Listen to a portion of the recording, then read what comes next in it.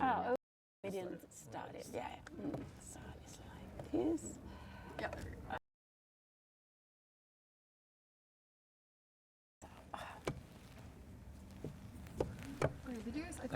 Oh, okay. We didn't start it. Yeah.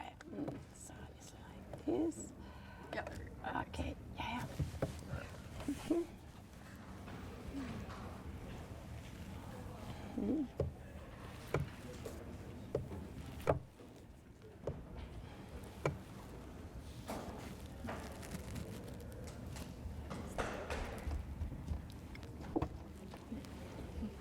So right here.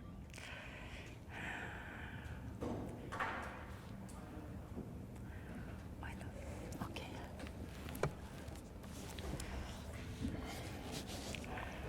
Right here. So, yeah. Fun.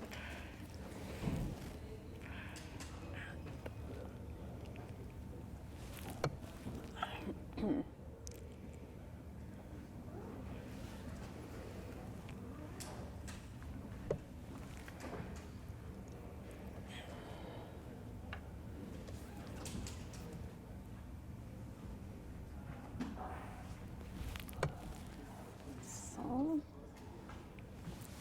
Oh, I'm forgetting that I have less time. yeah. That's the best for me. Yeah, I'm trying to play fast, but so now constantly coming. Then I go here, C6. I think.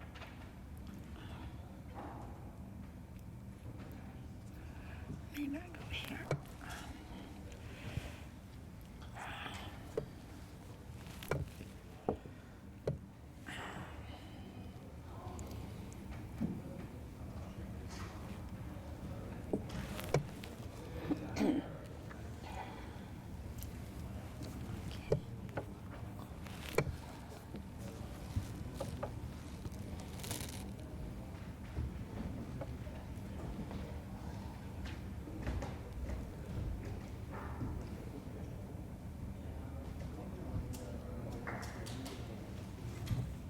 Yes.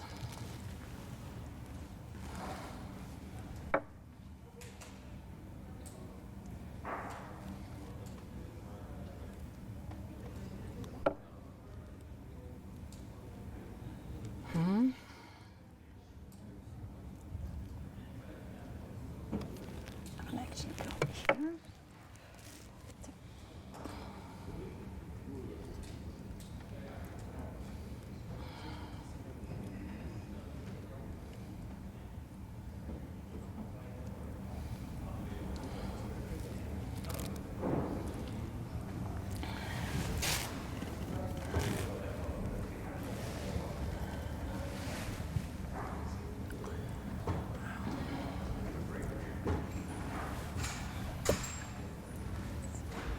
Okay, can I do this?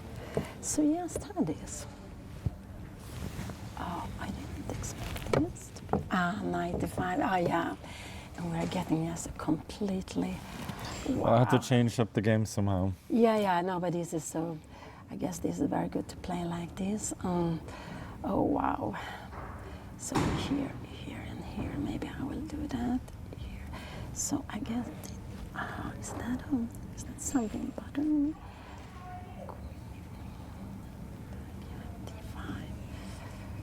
D5. So here and here. Okay, so I will go here. Queen E6, yes. So what is going to happen in here? So can I come? Oh, maybe I'm getting into some kind of pin here now. Who knows? Maybe this was not. Yeah. Yeah. This was maybe not. Oh no, that was not. But okay.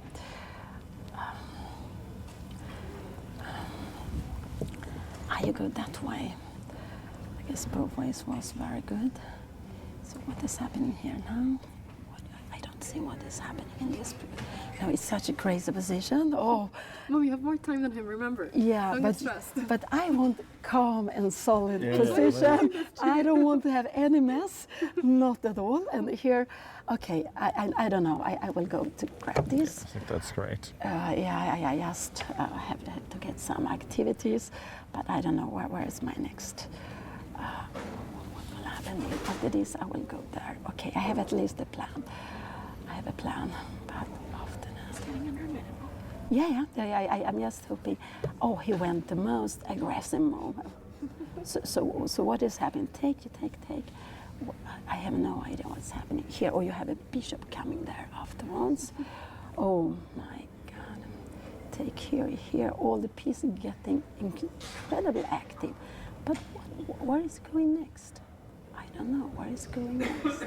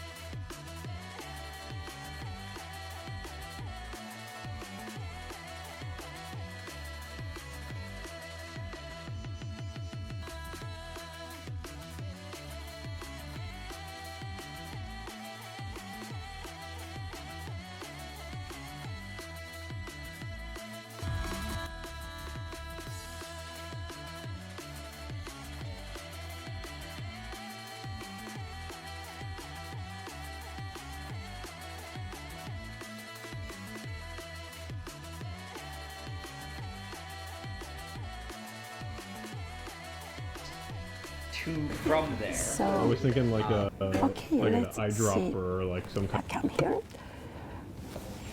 Ah, you grab.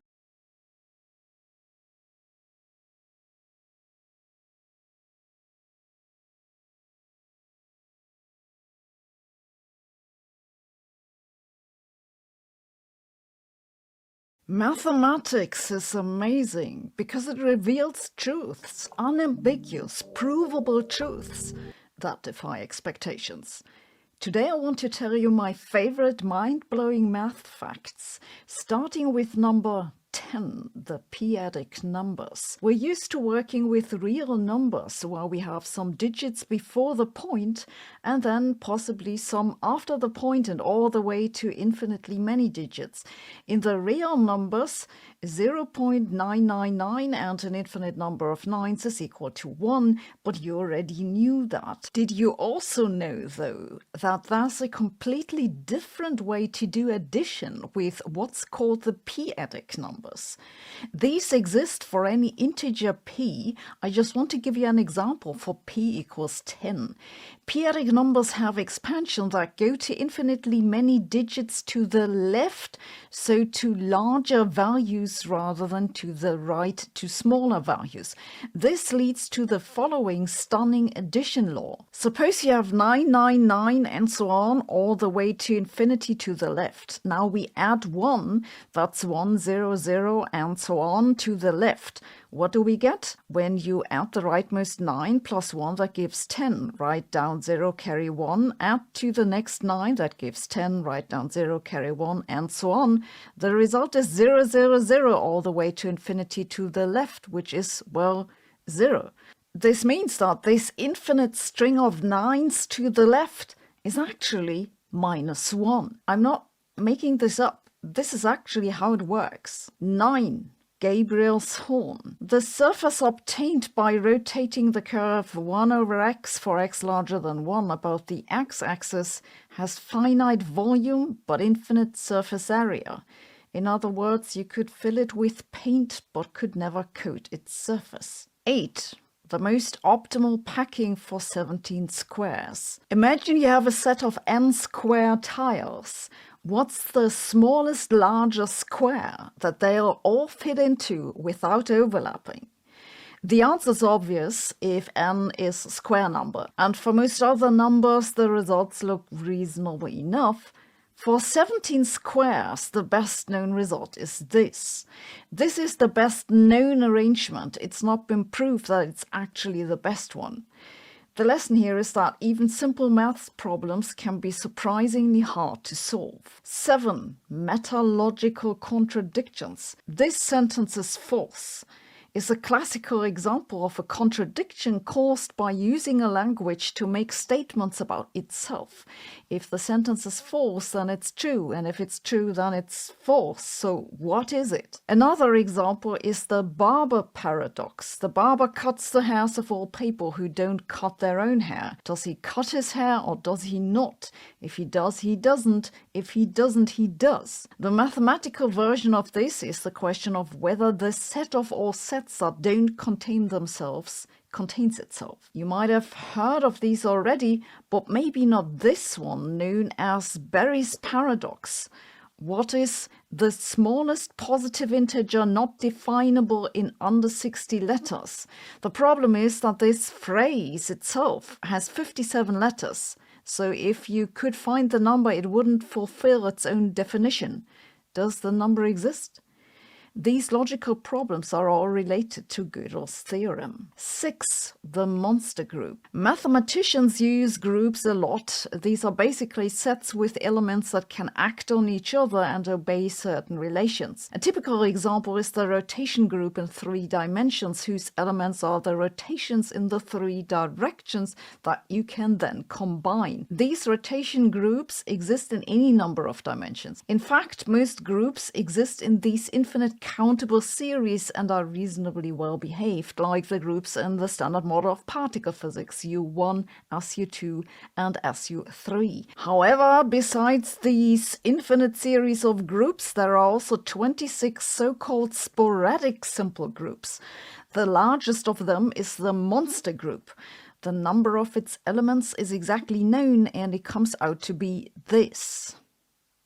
In case you don't feel like counting digits, that's approximately 10 to the 54. The stunning thing is that this is provably the largest such group. It's not just the largest known one, it's the largest one, period. That number is a fundamental truth. 5. The logistic map. The logistic map is defined as a sequence of numbers and looks entirely unremarkable.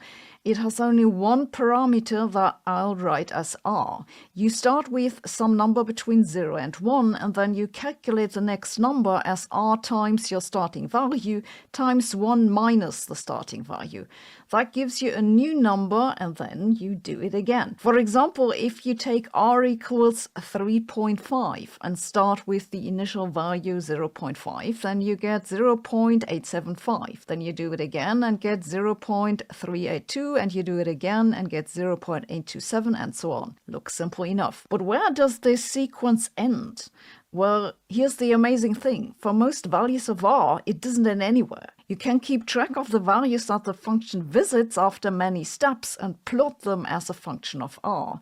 At low r, you see a single branch. This is where the sequence settles. It's a fixed point. But when r becomes larger than 3, that splits into 2, meaning that the sequence ends up going back and forth between two values.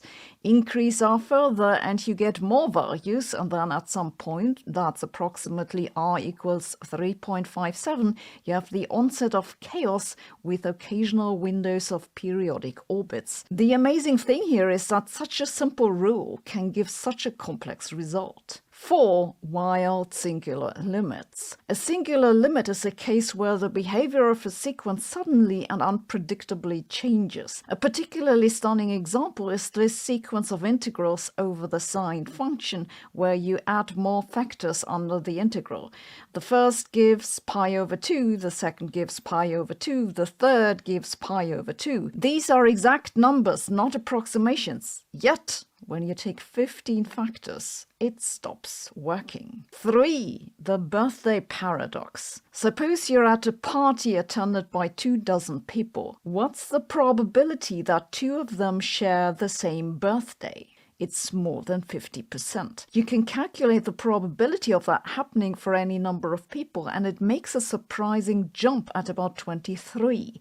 If you have a group of 60 people, the probability that 2 of them share a birthday is larger than 99%. 2. We don't know most numbers. Most of the real or complex numbers we work with are algebraic. This means they're solutions to some polynomial with rational coefficients. They're roots of something, basically. However, there are numbers which cannot be written that way. They're called transcendental numbers. The most famous transcendental number is pi, and we've all heard of pi, but it seems rather special. Yet, fact is that almost all real numbers are transcendental. We just can't use them because we can't write them down. Think about it. We can enumerate all possible algorithms to compute numbers. Yet, there are more transcendental numbers than possible algorithms. They're everywhere, and yet in some sense unusable. Bonus fact: you might have heard that every random sequence of digits eventually appears in the digits of pi, but actually this has never been proved to be true. It's an open question. And finally, the Banach-Tarski paradox. You can decompose a solid sphere in three-dimensional space into finitely many disjoint pieces and then reassemble them using only rotations and translations into two spheres, each the same size as the original. What even is space? How many of those did you know? Let me know in the comments. If this video inspired you to brush up your mathematics knowledge, I recommend you start with Brilliant.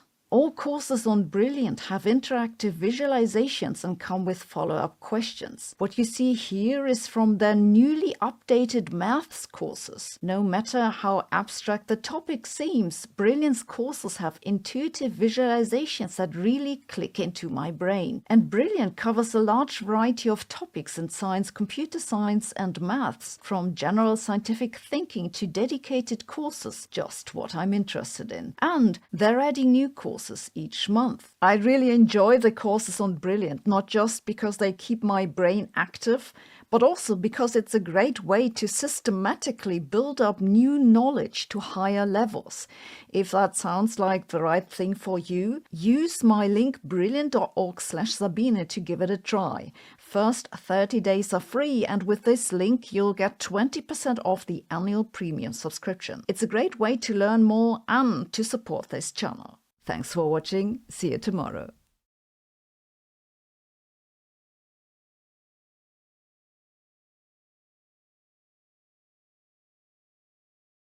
Have this one first. Yeah, that was not. That was not actually what I wanted. And you get the two. Oh wow! Here, take here. Oh wow! Where is this knight going? Oh yeah, that was not good. Here, take here. Wow. You have this. Okay, now I will actually grab this one. I will come here. I will somehow. Oh no! This was actually making things worse. Oh, sorry. Yeah, you can take it that way also. Why not? There is a tremendous chair coming here. And you know, Anna, it doesn't look too good here for me.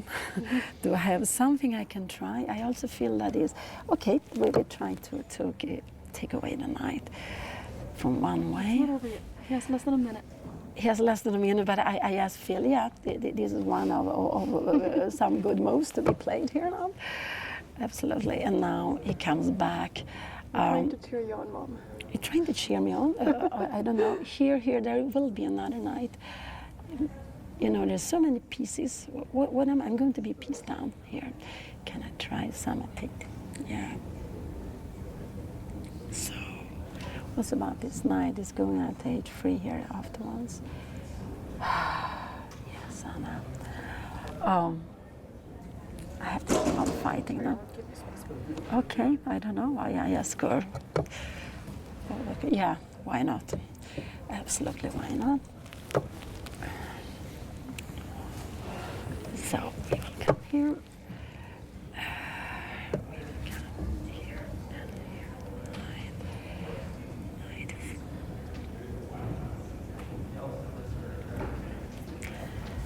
Yeah. How can I? I'm playing with the piece. I am not playing. I'm playing. I'm not with the. Yes, I have a piece down, Anna.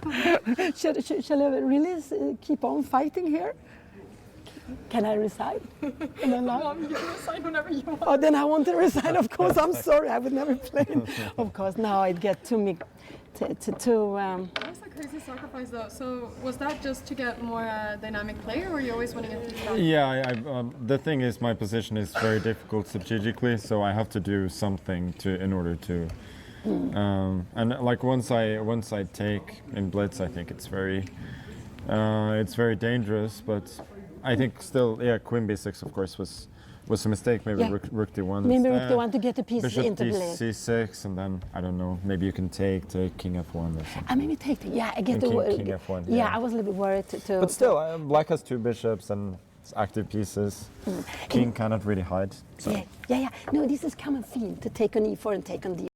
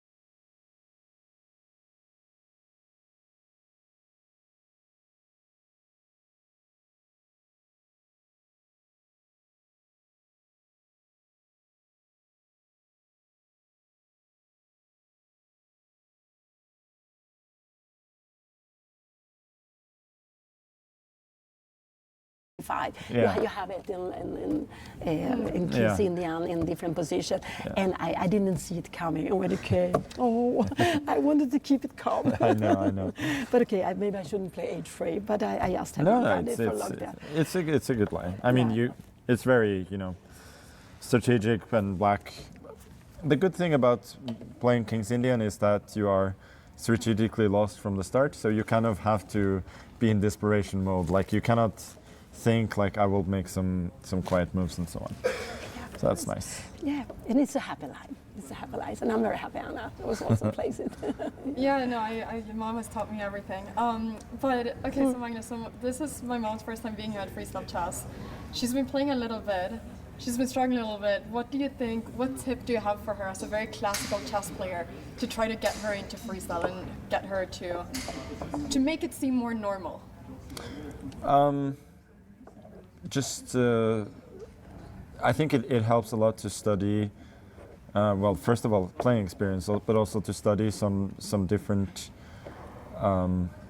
constellations, because you will get used to the difference in patterns quite quickly. You can tell by how much better we are at playing the openings now, a few tournaments in, than we were at the start. So studying a little bit of that, it also helped me before my first tournament last year, that I became a lot more familiar with certain themes, because the patterns are not like quite the same as in normal chess. Like, for instance, like sometimes if you play 1d4, right, after e5, often at e5 you want to take it, right, but sometimes, like in normal chess, you would never play d4, d5, e5, d5, and sometimes, like, imagine there's a knight here and there's a knight there, like already this pawn kills both the knights, and white is like plus. I've seen like white is like +1 already. And some,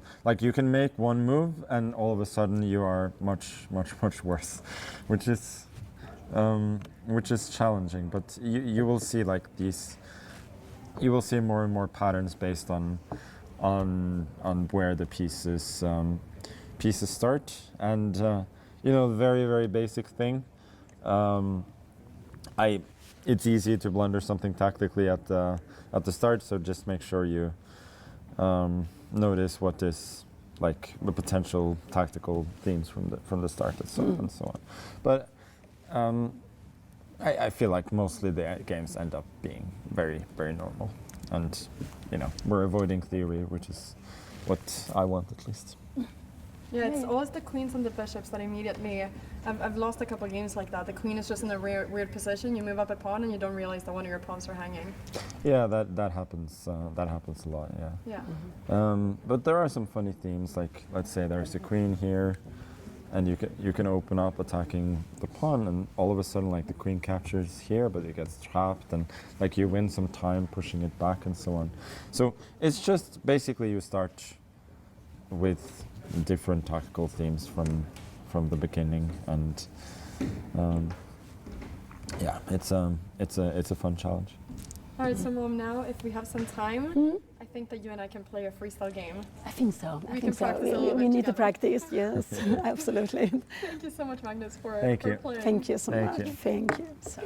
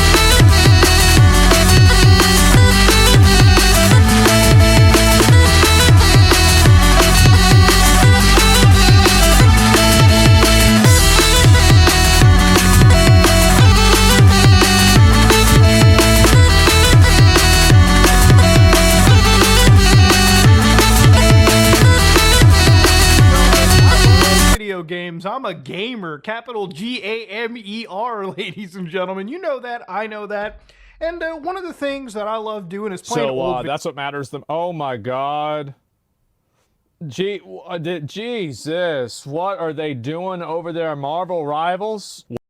Hello, guys and gals, me Mutahar, and you know, ladies and gentlemen, I love video games. I'm a gamer, capital Gamer, ladies and gentlemen. You know that, I know that. And one of the things that I love doing is playing old video games. I really feel like, you know, a lot of the new stuff doesn't just hit as hard, okay? All right, a lot of these old games hit harder than my dad on report card day, okay? So I'm a huge fan of this kind of stuff. Now, ladies and gentlemen, when I want to get an old video game, what is my option? Especially if a company doesn't sell the video game, right? Do I just pretend it doesn't exist? No, I mean, I could go to eBay. And so I decide, you know, I want to play a game called Manhunt 2. Now, Manhunt 2, you can't sell that game anymore, okay? It got censored a whole bunch of times. I think if you live in Australia, it might even be illegal to own. In fact, there's a lot of storefronts that just don't sell this game because it's really violent and it's really intense. Now, obviously, if I go to the old eBay, all right, Jim Bob here is selling the game for $110. Somebody's selling it for $62. By the way, no manual. Now, of course, some would say vintage Manhunt. And yeah, that makes me feel goddamn old. Now, I'm going to be real, okay? Would I spend $110? I mean, I'm a fiscally responsible adult. I think I can. But it's one of the reasons why I hate retro gaming or like, you know, flea markets or anything of that nature. Because usually it's always somebody who is going on eBay, going on Amazon, and they're effectively, you know, charging me these prices in real life for a video game. Now, again, the developers at Rockstar don't get benefits for this.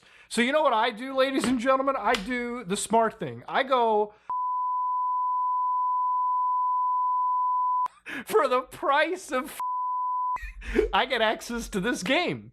Now, again, I'm not promoting piracy. I don't think you should ever do this. If you pirate a video game, there's a good chance that you have committed a haram action, and you might not enter the kingdom of heaven. But now, I want to ask a serious, genuine question. Do you think that I should go to jail for what I just did? Do you think I should go to prison? No, be honest with me. I won't get mad, I promise. For real, what do you think? Do you think that I have done something so sinful that I deserve 3 years in prison? Well, if your answer is yes, then you agree with the Italian government today.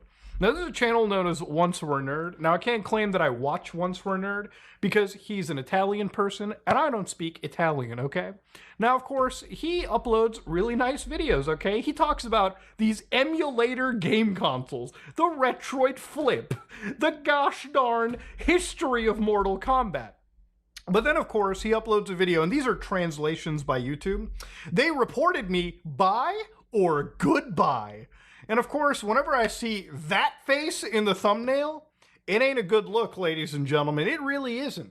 So why is he saying they reported me? Well, apparently it seems as if the Italian government ain't taken too kindly to him showcasing a lot of these games. So what kind of sin did our friend commit on the internet? Well, he decided to showcase some consoles. So the consoles he showed were from a company that was known as Anbernic. Now, I've talked about this company before. You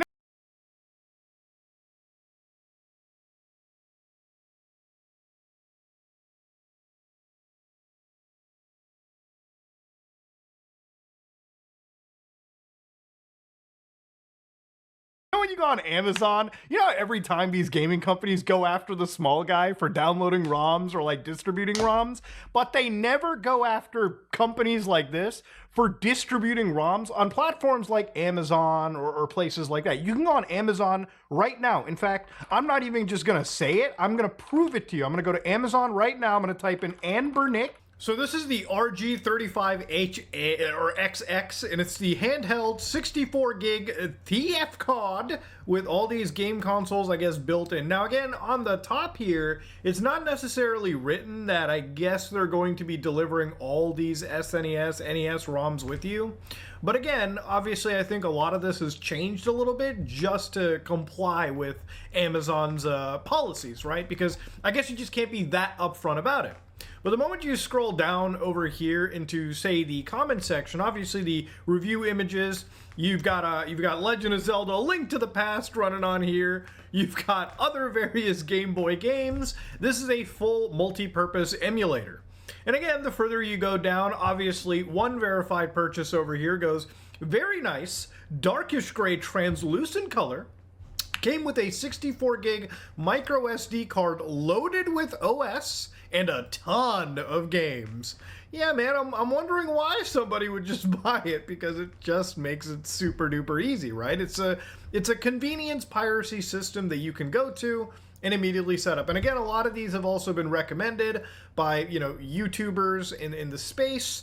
And again, I would say that if you're buying something like this and showing this on the internet, you kind of are inviting some level of litigation. But let's get back to the video. Now, I ain't saying I'm a Nintendo lawyer, but that looks pretty fucking close to a Game Boy Advance to me, okay? God damn.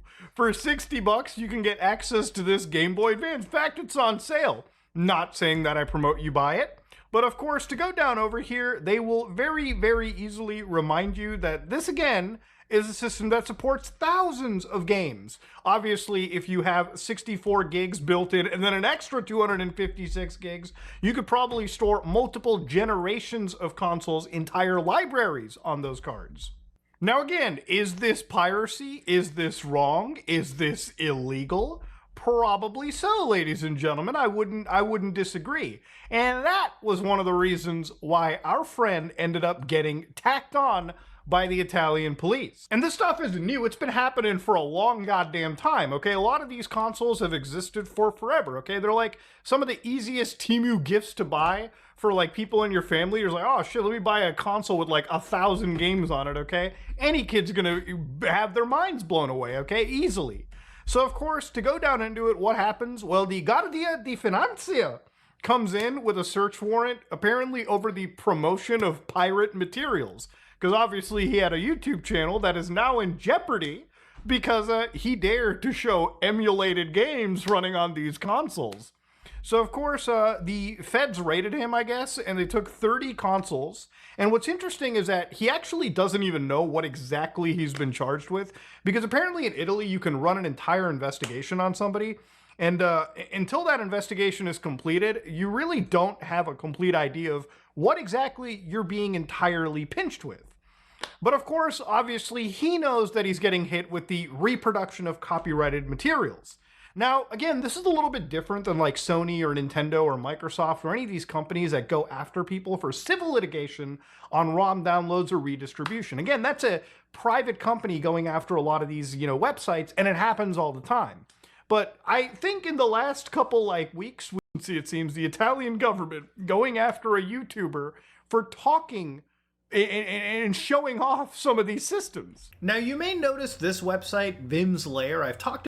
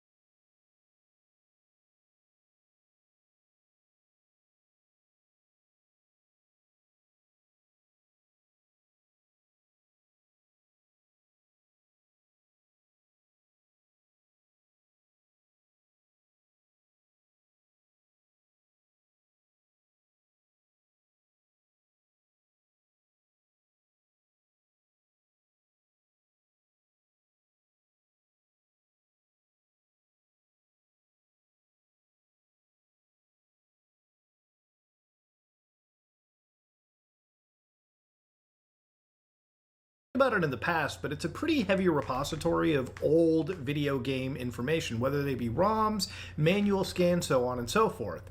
Now, for a lot of organizations, they can send in legal requests to remove stuff from libraries such as this.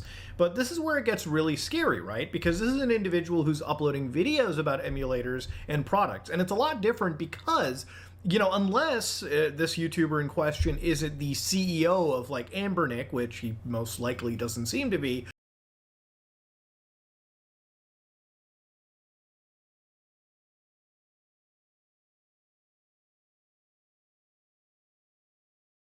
or actually is distributing files or ROMs or any of this stuff, then it would be a different story. But if this is somebody just consuming products and reviewing them, that in of itself is kind of scary, because a lot of us on YouTube showcase content on the internet, right? Whether it be emulators, ROMs, video games, so on and so forth. You know, I've never really heard of a case where an individual who actually does download and play ROMs has ever actually been punished. So this is a bit of new territory, I would say. And again, if somebody legally wants to jump in, please feel free to correct or add on to this, because it's something that I think we should be talking about. It's a pretty big jump, especially when feds are getting involved at the individual level as opposed to, you know, the company level. Now again, what happens for this guy if the actual charges go through? Well, you get around a maximum punishment of 15,000 euros, which is no paltry sum, obviously. And of course, if you add prison time into it, you're looking at around 3 years of it. So there is obviously a chance that maybe they could investigate, go through everything, and then just drop charges, which obviously I kind of really hope for this guy, because again, he's just somebody that likes talking about retro game systems, and it is what it is, right? Like he just shows emulators. Nobody thinks, whenever they show emulated footage on YouTube, that one day they could be facing the goddamn jail cells. One day they think they could get a dick up their ass by the government and a jail, whatever in jail happens, okay? Nobody expects that, especially talking about retro video games. You know, one of the things that, like, you know, again, an analog to this is even American YouTubers. Like, one guy that I follow called RGT85, you may not know him, but, you know, he talks a lot about Nintendo stuff.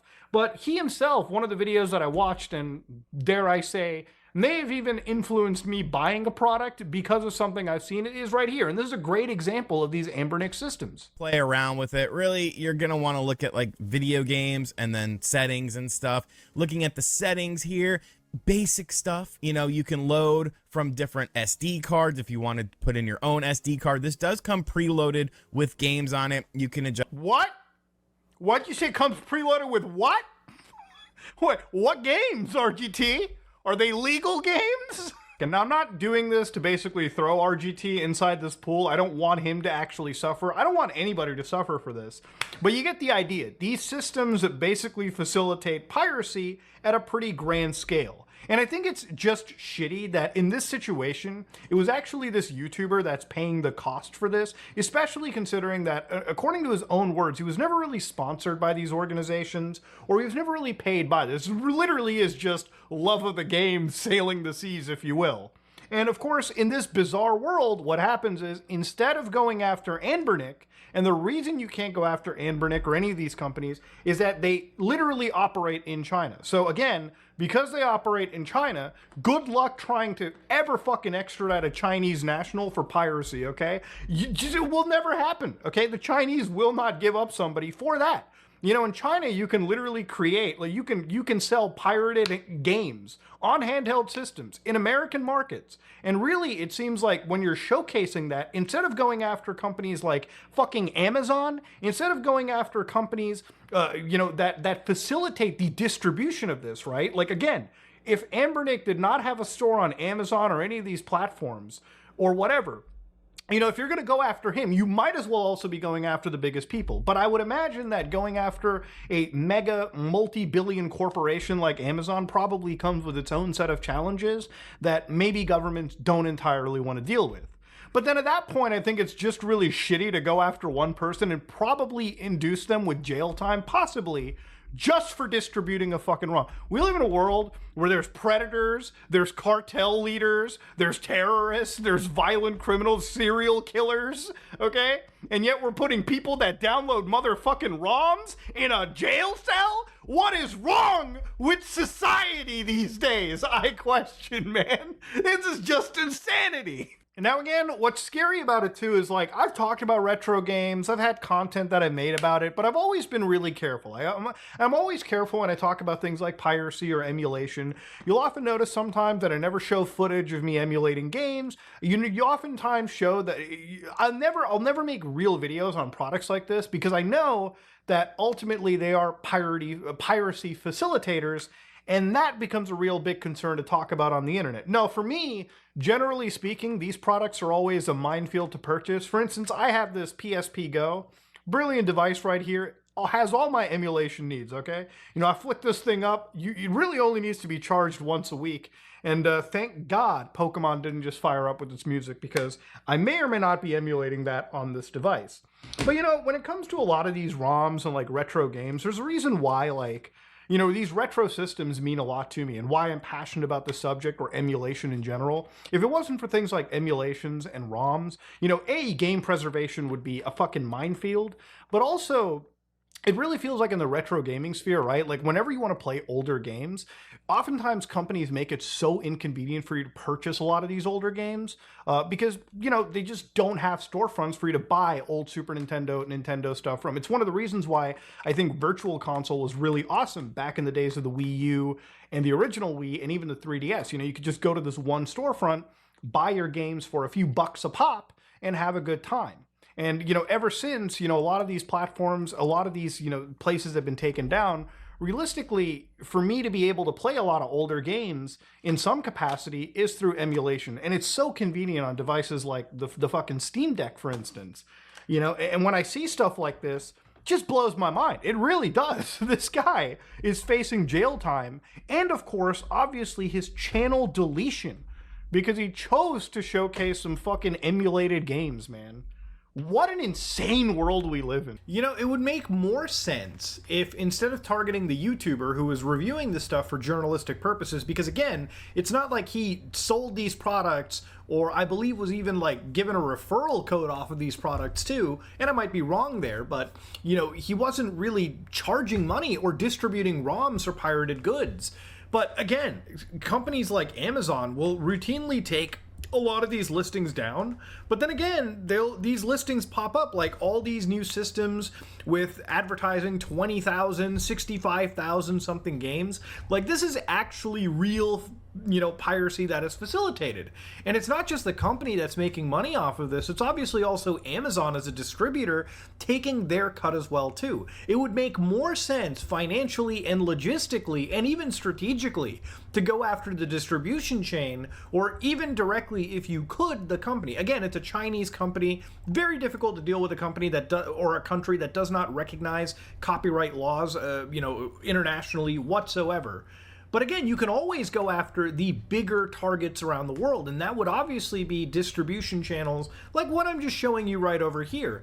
A YouTuber is an incredibly dangerous precedent, and thankfully, at least this is only the Italian government. I don't know if this could even happen in America or the United States or Canada or any other part. But then again, the world is shifting so fast, so rapidly. And if I were you, a YouTuber, if I were a retro gaming YouTuber going into the future, I'd be a little bit more careful with what I showcase and what products that I link to. Just because, you know, if I'm looking at jail time or serious fines down the road, it's better to be careful now than paying for it later. No, I think it's wrong for, again, companies to be going so out of their way to absolutely demolish somebody from, like, you know, showcasing this kind of stuff in the first place. And again, this would be one thing if it was like maybe Nintendo DMCAing a video because he showcased like Pokemon or Legend of Zelda running on a pirate system, if you will. But no, this is like him getting raided, his stuff seized because, you know, he bought game systems with preloaded, you know, pirated video games, which sure you could say is probably not smart. It definitely wasn't. But I think the response that he's been getting is incredibly disproportionate. Ladies and gentlemen, let me know what you think in the comment section below. If for some reason you think that he should go to jail, then you know what? I'm going to turn myself in to the goddamn authorities for emulating Manhunt 2 right now. In fact, you could probably hit me out a bunch of charges. I've emulated all throughout the years, okay?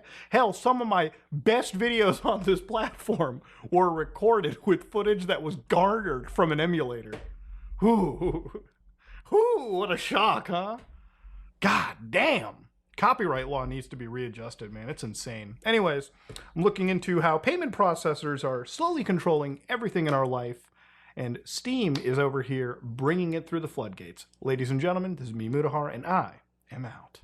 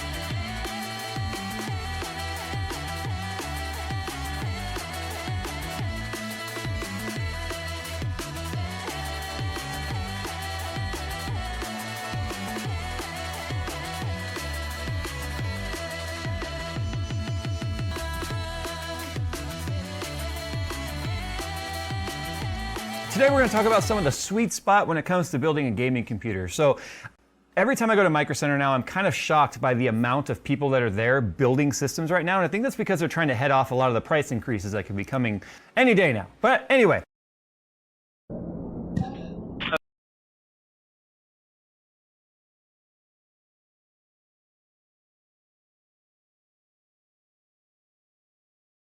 That's incredible. Yes, CEH certificate, CISA certificates, and CISSP certificates for our engineers. Yeah, I bet they So, I bet and they it comes use with a I bet they fee. use iCup as well. I bet they use. They must. I am not familiar with it, but our engineer has Okay. a lot of experience with. That's the reason why I said, okay, I propose the price for you, and if you agree, then we can prepare a service agreement. That means an NDA, non-disclosable agreement. You're going to Ooh. sign and Yeah, give probably it back wouldn't to want us to for sign. our CEO to also see. So you only Yes. work with And people then- if they sign an NDA? Because them I might not want to sign. I don't like to sign NDAs. It means that you can't tell Yes. secret. I'm really good at keeping secrets, so I don't really even need to sign an NDA because I've never told anybody a secret in my entire life. Like I know so many really good secrets, but I don't even need to tell them. You know, I know this one secret. I would. It's so good to hear it. I wish I could tell you. Yeah, you know what? Because you're nice, I'll tell you. I can count all the way. All the way to 55. Okay. To 55. Okay, for us to start this investigation, it's cost $8,000, $8,000 for us to start this. And okay, for us to start this investigation, it's cost $8,000, $8,000 for us to start this. And after the funds has been recovered, then Is it we get the $8,000 15% commission. for the SSL certificate, or what's the most expensive part? This is just the part. This is just for everything, for us to start the investigation, for us to put our engineer forward regarding this. Okay, but the other guy said that I would get 50%. That I would get 50% off. So does that mean it's just $4,000? Is this U.S. dollars? It is US dollars. Gosh darn it. Yes, please. Just a couple more questions. All right, thank you, Mr. Charles. Just to make sure I understand correctly, you are affiliated with the United States Army, Navy, Coast Guard, Marines, and the FBI. You have a 100% success rate from recovering people's money from crypto scams. And once you use a VPN and SSL to find the crypto, you are going to have the full force of the United States military extract the money from the scammers, correct? And that's just $8,000? Yes, if you pay the price of $8,000, then we're going to start this investigation case. Okay, excellent. These are clearly not lawyers. They're more like shady used car salesmen who would make up anything for a quick buck. Or in this case, $8,000. Imagine you've lost $50,000 and someone tells you if you pay us $4,000, we will guaranteed get your money back. We're affiliated with the we're the FBI. But like I said from the beginning, these are not the only scammers role-playing as lawyers. The next group of scammers targets small business owners and entrepreneurs by extorting them, claiming that if they don't register a trademark or a patent, that they're not able to operate their business. Yeah, I'm calling in about a inquiry I have. I'm wondering if you can help me patent and trademark something pretty quickly. Yes, tell me what exactly you're looking for and I can help you with that. Yeah, so I just want to do this before my friend does. It used to be friend. Basically, this morning I was going through and came up with an idea for a pipe wrench that would be able to remove the bolts on a toilet significantly faster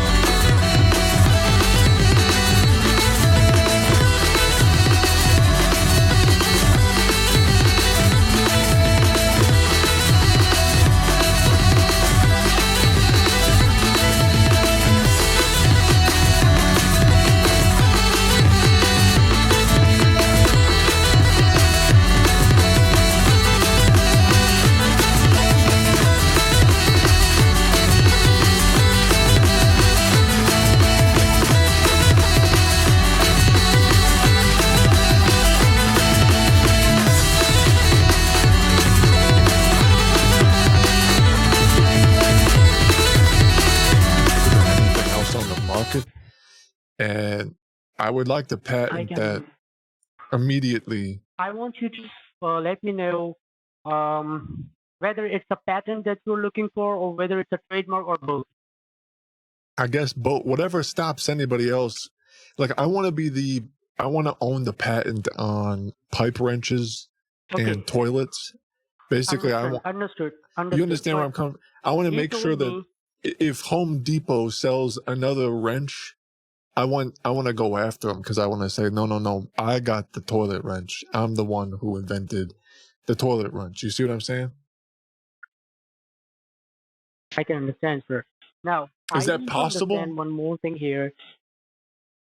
Everything is possible, but just let me know one more thing. So patent fee is different, trademark fee is different. They are both a different entity. Trademark is different, patent is different. If you want to file both of them, it's $2,700 for both of them. It's the government fee that is required for the patent and trademark to be filed. We charge $49 a basic fee. What I'm trying to say is, can I just patent wrench in general? Because if somebody else comes up with a new wrench like a year from now, I guarantee you I already had that idea. So, okay, let's get you on the board. Can you send me the details and everything? I'll send you I mean, there really an aren't email details. and you It's can just respond me. any wrench that comes up, I own the patent for it. That's what that's it. Okay, so you're Pretty you straightforward. want to skip the idea of trademark and you just want to start forward with the patent, right? Well, Or you I want want to the do both? patent for wrench, and then I specifically want the trademark for the magic wrench. Let me just get you the billing guy on board and he'll take your details and everything. You guys have a 100% success rate? Exactly, sir. Only depends, and the client is not lying if they do not have a specific trademark before. And how long have you been a lawyer for? Like, how long have you been doing patent lawyer stuff? I'm a legal counselor. I'm a consultant. Oh, okay. You're a consultant. Got it. And when will I be able to speak with one of the lawyers? Okay, you want to speak with the lawyer? Just schedule a call. I can connect you with the lawyer. Yeah, just to make sure that everything's kosher, I want to... Mm-hmm. No offense, but if you're not a lawyer, I don't know if you know. No. First of all, these services are going to be assigned to the lawyer to provide you the actual services. Okay. Yeah, what's their number? I'll call them right now. Please hold while I try to connect wait you. a second. Hello, good afternoon. Yeah, hi, how are you? I'm doing great. How are you doing? I'm doing well. David, correct? Correct, sir. And David, How can I help you? yeah, how long have you been practicing as an attorney? It's been quite a while. Oh, excellent. Probably like 4 or 5 years. Yeah, probably.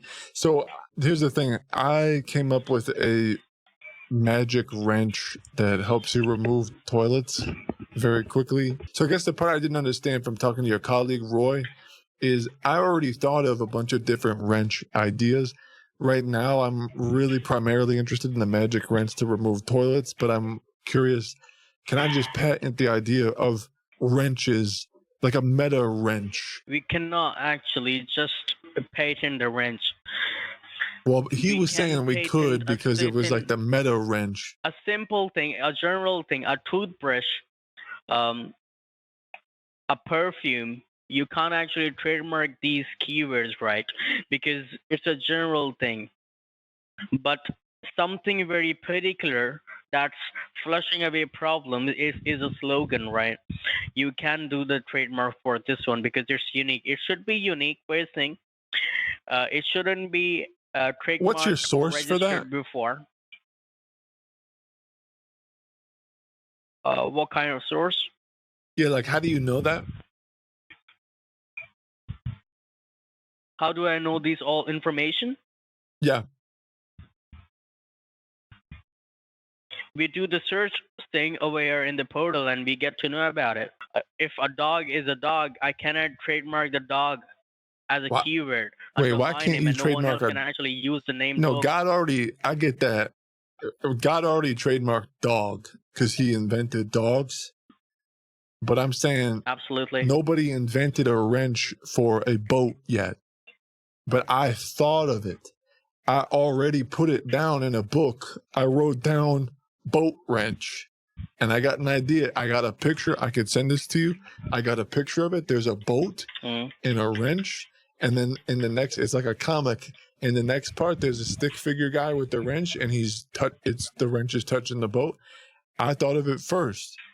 I thought of the toilet wrench. I thought of a boat wrench. I thought of a pencil wrench. Send me a picture? Yeah, I can get all that over to you. But that's why I'm saying I don't want to have to pay for a patent for boat wrench, dog wrench, wrench, like all the different. I don't want 100 different wrenches. I just want to patent the meta wrench. Like I came up with the idea of all the other wrenches. You know what I'm saying? Is there a way to do that? You're talking about something that can be done in the future. The meta wrench. You can do the meta wrench, META meta, for Mark Zuckerberg, right? And the wrench, that's actually a wrench, right? So meta wrench can be trademarked, can be under your name. The idea can be copyrighted and can be registered in the trademark. Not a problem. Yes, we can do it. Okay, if good. it's unique, absolutely we can. Okay. Simple as that. Yeah, nobody has ever thought of a wrench before me. And I want to patent that. And I'd also like to patent the magical wrench that removes toilets. And it's going to be 5,500 as total amount for 2 businesses. All right, and my niece is looking to actually go to law school. Do you have any recommendations? Recommendations for the law school depends upon where exactly she's planning to have her education to be going on, because there are so many of them. Where did you go? I actually went to the S1. Yeah. Which one? Harvard. The S1, did you say? I said the H1. Oh, the H1. Okay. H1Z1? Yeah, absolutely. H1, the Harvard one. Harvard Law School. Oh, Harvard. Wow. That's incredible. Yeah, I don't know if she's smart enough to get in there. Don't tell her I said that. That's the point. Could you maybe write a recommendation for her? Like, could you write a letter on her behalf saying that you would love for her to get into the school since you've been there? I can, but absolutely, she have to confirm me the state, the first. Are you in Massachusetts? Cambridge, right now? Massachusetts. No, not at the moment. No, I actually did the studies over there, completed degree over there. Yeah. And then move along into the Texas. Attended the different law firms. The T1. Took out my experience. Yeah, I'm in Texas. Yeah, Dallas. Oh wow! You ever been to Fort Worth? It's worth it, man. I've been there. It's been quite long time now. Yeah. Yeah, it's like a big fort, and they got the water slides and everything. Mm-hmm. There are so many canals and so many different connecting rivers that's going through the Fort Worth, Texas. So it's like true. A quite good thing. Again, clearly not lawyers, despite attending the H1. But if we were to give them the benefit of the doubt, maybe they didn't understand what I was trying to patent. The meta wrench. One wrench to rule all wrenches. So I'm going to call a few other lawyers and pitch obviously untrademarkable ideas. Just so we know, beyond a shadow of a doubt, that these guys aren't legit. Can I have your business name that you wish to protect, sir, so I can have my legal team to check the availability of that name in the federal database before proceeding further with the process? Yeah. I'm having a hard time deciding on the name. Do you know Bug's Life or Catcher in the Rye? Shrek? Shawshank Redemption? Yeah, sure. No? Yeah, sure. I didn't aware about it. What I'm trying to do is trademark a book that essentially has all of the books inside of it. So this would be like the All meta right, book. Does that make sense? All right, so can I have the title? Yes, sir, that makes sense. Perfect. So can I have the title of that book? It's just called OneNote. All right, just give me a moment. Let me check in the copyright sections whether the name has already been